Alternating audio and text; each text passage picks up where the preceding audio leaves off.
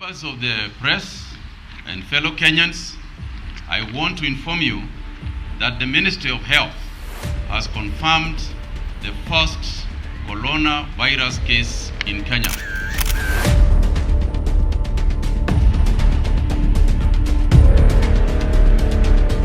March 12, 2020, the Ministry of Health reports the first case of the coronavirus disease or COVID-19 in Kenya. This sends panic and uncertainty across the country. We have suspended learning in all our education institutions with immediate effect. As the government announced this raft of measures aimed at containing the spread of the disease, including mandatory quarantines, countrywide curfews, and cancellation of flights, the effects on the economy were immediate.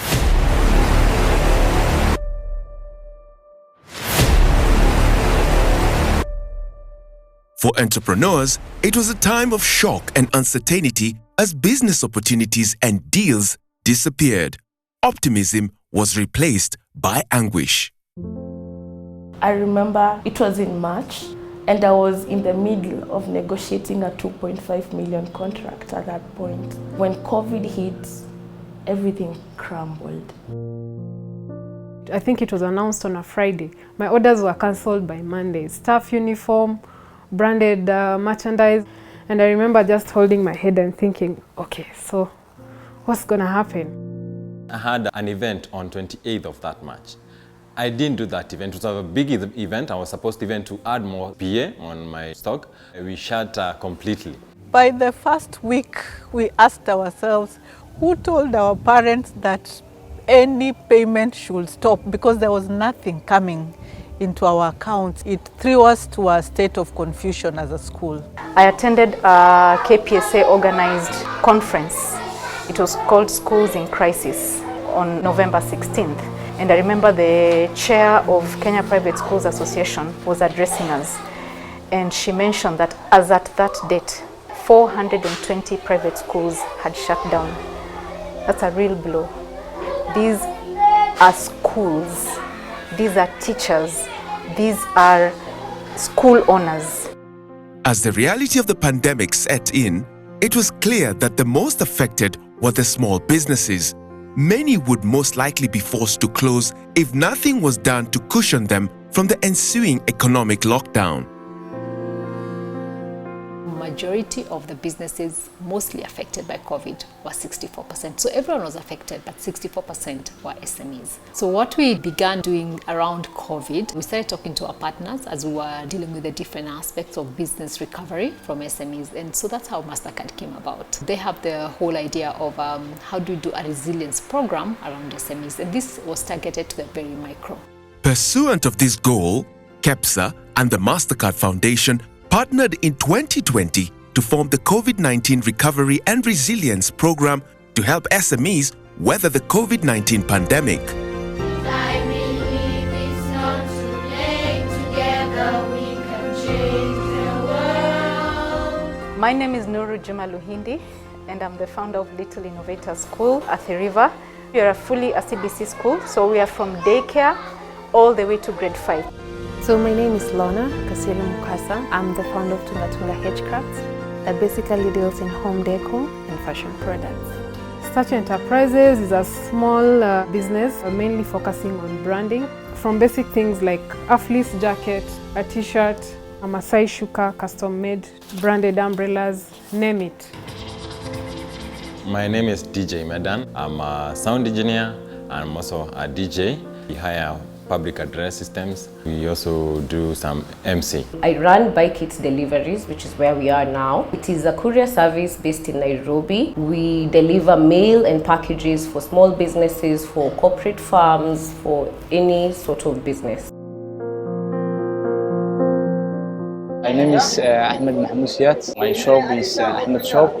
I am living in Hagadera, Kam.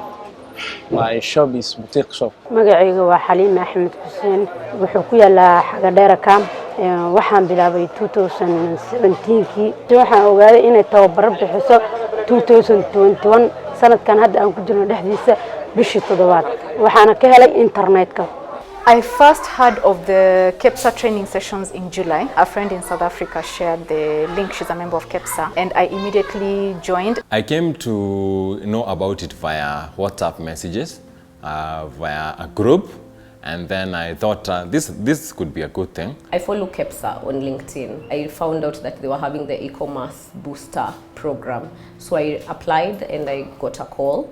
That's how I joined the program. The COVID-19 Recovery and Resilience Program sought to provide interest-free business loans, expert training and mentorship, peer-to-peer linkages, as well as access to finance coaching opportunities to diverse SMEs who applied to the program from across the country. So one of the things that I noticed with the businesses then is that there was a lot of issues around cash. There were a lot of delays in payments, dropping clients. Some of them closed the business or dropped the service. So that affected my business in terms of revenue. Irrespective of the sectors, SMEs were particularly hit by the reduced customer footfall and supply chain disruptions, among other business challenges. There are 4 key challenges that generally face SMEs. One is access to finance that is due to lack of collateral, formalization, and poor record keeping. 2 is access to markets. Small SME have products, but they don't know where to sell. Thirdly, they don't have adequate skills to deliver the standards that the market requires. Then fourth, access to information, where there is a lot of information, but most of SMEs do not know where to get it. The reason why we support SMEs is because of the statistics that we have. Over 90% of our enterprises are SMEs. Out of those 90%, 84% employ about 14.9 million people. But the contribution to GDP is about 28%, which means they're employing more people but contributing very little to GDP as compared to some of the countries. So for us to move our SMEs to the next category of medium enterprises and large enterprises, then we need to do something. KEPSA's current theme in SME development is scaling up of SMEs into large competitive enterprises that integrate with many more small businesses along their value chains while providing enhanced opportunities for jobs and wealth creation. Our research, which KEPSA did, showed that women and youth enterprises were the most affected. When it comes to people living with disability, we ensured that they were part of the people who benefited. In fact, what we did, if you are older than 35 and we know you are working with women and youth, it didn't mean that you will not access the funding. And as we address the gaps, including markets, market linkages, between October 2020 and July last year, we're able to distribute about 106 loans to 106 SMEs, and now was a total of over 42 million, where 78% are female and 22% are youth. The COVID-19 Recovery and Resilience Program attracted hundreds of applications from across the country, with 80% of beneficiaries being female, out of which 33% were youth-led businesses. 51% of the beneficiary businesses were below 5 years old. I wanted to apply actually for a loan, but it was a bit hard. And you know the requirements to get a loan in the bank. As an SME, they're asking for so much that you can't even provide. So when I was going online, I came across the Mastercard Foundation program. So I started checking what are the requirements. You needed to be a member of KEPSA. So we were able to apply for the loan, and it helped us to expand. We're able to bring in infrastructure like machineries. So we launched an e-commerce in 2020. We were able to bring in other SMEs. So far we have a number of 30 vendors on board who don't have the opportunity to take their business globally. The aim of the e-commerce was for us to reach a global brand. We were not able to run our business, so we didn't have the working capital to enable us run the business. And then on the other end, we had nowhere to take our macadamia, so we had to face the challenge of middlemen who came and took our macadamia on a lower price. We were not able to access finances through the banks because they were so stringent. KEPSA, through the Mastercard Foundation, were able to give us access to their loans on an interest-free basis. It enabled us to do our grafting of the house avocado seedlings. As a Premier, we were able to access the loan-free from KEPSA. When we were in the middle of a crisis, we felt like that was the best thing that happened to us from a financial institution and from an organization. And what I would want to say is if we are able to sustain such kind of funding so that it's not a one-time funding, it will be very good.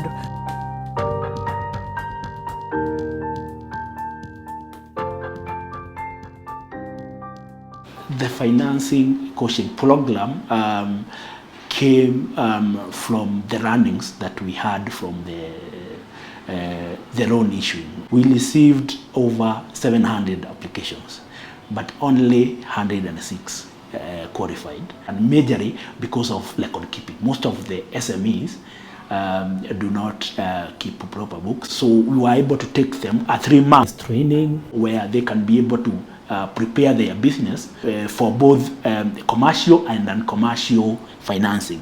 3 have been able to access funding of 5 million Kenya shillings, and the others are in different stages of negotiations with the financial institutions. I learned about the coaching and training opportunity at KEPSA because I am in the KEPSA database. I have really been working day and night to improve our art of pitching. From the classes, I understood how important to have the right partner joining this amazing team for us to take things to the next level. And it was perhaps one of the most fruitful trainings I have had the privilege of being part of. You want to go look for funding. How do you go to talk to your financials about? How do you prepare your books of accounts? How do you present them to the financials? These were some of the talks that were coming out in the financial program coaching.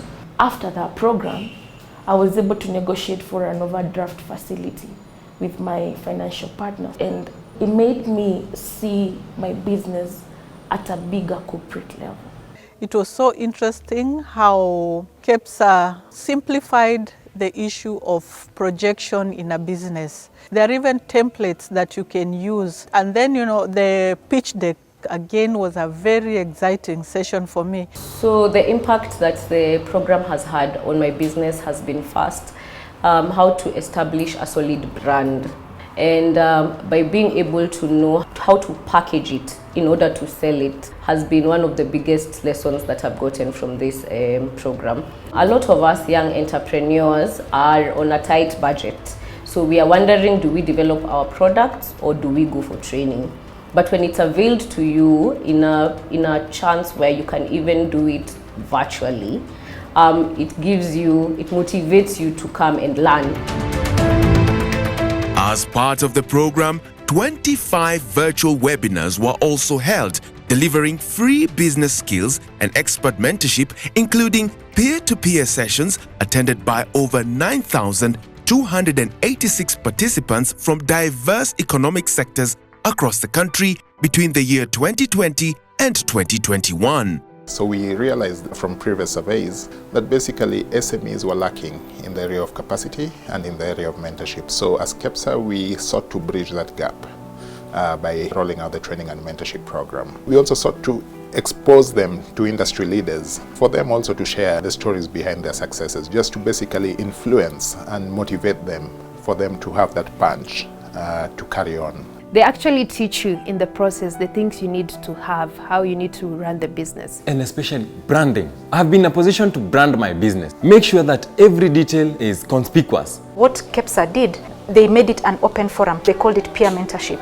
So in that session, every participant who was willing was sharing what they did to survive. And for me, that was eye-opening because I got to hear what other small businesses did to survive and actually adapted some of those things that they did. I realized that I was not the only one who was affected. We were there, like a bunch of people having the same problem. You would listen from the other business people who were vulnerable, and every time you left, there was encouragement. The mentorship from Vimal Shah, he talked about how they began their business and how they went about marketing. And no one knew their product, so they went to the streets and started selling it to people. And then now people started looking for it in the supermarket, and now the supermarket had to order from them. The most memorable session was the session done by Sally Gitonga. She taught us on how to make our business funding application attractive. So through this, I've been able to attract some funding from investors. Let me also say that through KEPSA, we were taken through some mentorship on how to create a website, which I did for my shop. And I was surprised one day someone just started chatting me at night. The person was inquiring on how to get plumbing items. So through that, I was able to get a customer. That alone gave me some kind of visibility to outside the country. Now, what we have learned out of this is that there's no script to this. This has been a learning process for KEPSA as well. We talk to the SMEs, we interview the SMEs, we conduct surveys. So it's been a learning process in the journey that we have embarked with the SMEs. So each and every time we interact with them, what we basically try to do is to get to identify gaps. You know, these gaps are dynamic. So we try to learn as we move with them. So having gone through the KEPSA and Mastercard Foundation training, the key thing that I've actually learned is redoing my business plan strategy so that I factor in the event there's a pandemic or unforeseen circumstances. How do I proceed from there? It gave me an opportunity to network. I've done business with 1 or 2 people within KEPSA. I have interacted with them on other levels, which now made me realize my retirement plan is to be a coach. People have referred me. After they have heard my name in those trainings, I got cash money by going to perform in an event of one of the KEPSA members. It has helped me record keeping in my business. I'm very happy to my support of KEPSA. KEPSA waxaan ka codsan lahayn inay horta trainingada hadda isbuucii hal mar bayna siisaa inay 2 mar looga dhigto. So that journey has been a lot of learning, and that is why when you get opportunities for training like the ones that KEPSA made available, we cannot pass it. I feel like I am a sure bet leader because of what I have gone through the KEPSA training program. I have developed some very grounded leadership and then discipline because of meeting very strong leaders. I want to take my business to a very high corporate level, and being in KEPSA, just continuing to tap in the opportunities that are coming along will expose me out there, will put me out there as a young woman, as a business leader, and that is exactly what I was lacking in my previous life. So for me, this is home and I'm here to stay. As we conclude phase 1 of this SME financing and business support initiative, KEPSA encourages SMEs to look out for more business support programs in addition to ongoing legislative and policy interventions with the government in keeping with KEPSA's mandate as the apex body of the private sector in Kenya. So in terms of policies, we worked on the MSC Bill 2012, which became an act of parliament. And then we did an SME policy index in 2016. We've had businesses really cry out to other businesses and to government on on their payments. And then we've started a new program also to say they can also internationalize. So we have a KEPSA CCA program on trade and market access, and we're going to start with a pilot of about 50 SMEs from Kenya and 50 SMEs from the US, and we start building from there. You know, the person who offers an umbrella when it is raining is the best person. We felt the cover from KEPSA, Premier School. We are a happy people.